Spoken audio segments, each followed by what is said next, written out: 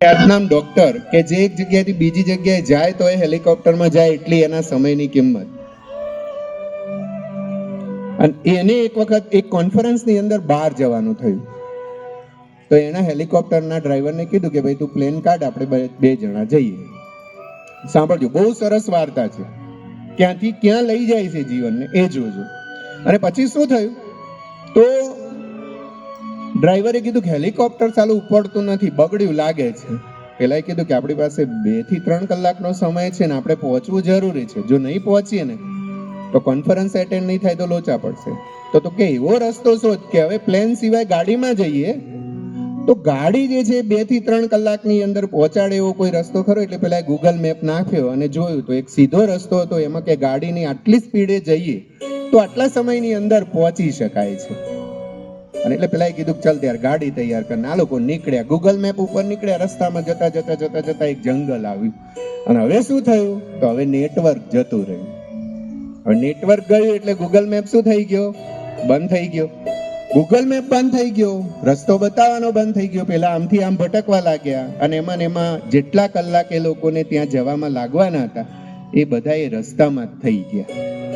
અને પછી સાહેબ એવું થયું કે ધીમે ધીમે ધીમે ધીમે દિવસ આથમ્યો અને રાત પડી ગઈ.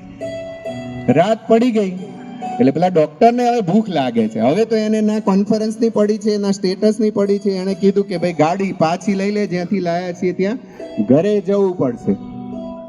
અને એટલે ડ્રાઈવરને હવે ગૂગલ મેપ નથી એટલે રસ્તો પાછા આવવાનો પણ જડતો નથી. અને શું થાય છે, રાત પડી જાય છે.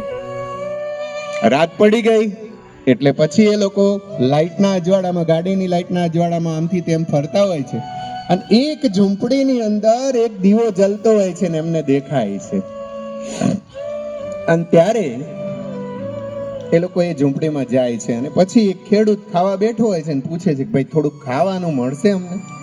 તો કે હા મળશે ને, કેમ નહીં મળે, જે બનાવ્યું છે તમને આપી દઈશ. એટલે પેલો ડોક્ટર બેસે જ જમવા, એનો ડ્રાઈવર પણ બેસે છે ને આ ખેડૂત પણ બેસે છે.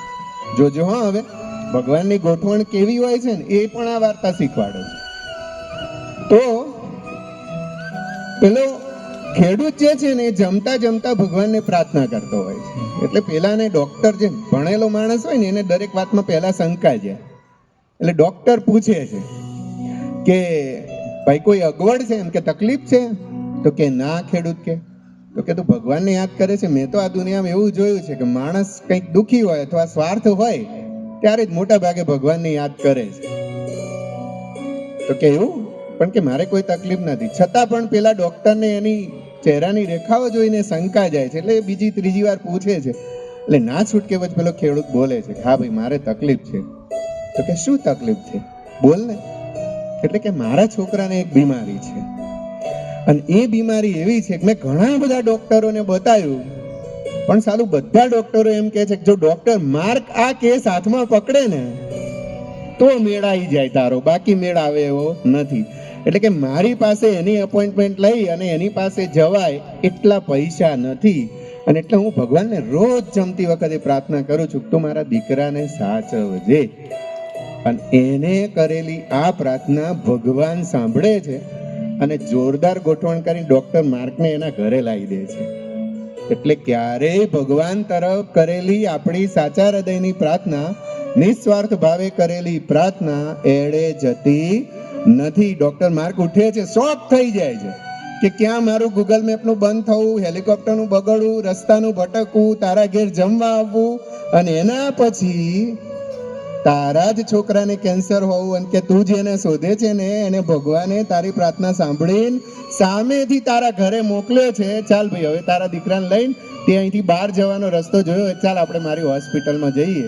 અને ત્યાં જઈને એના છોકરાનો ઉપાય કરે છે.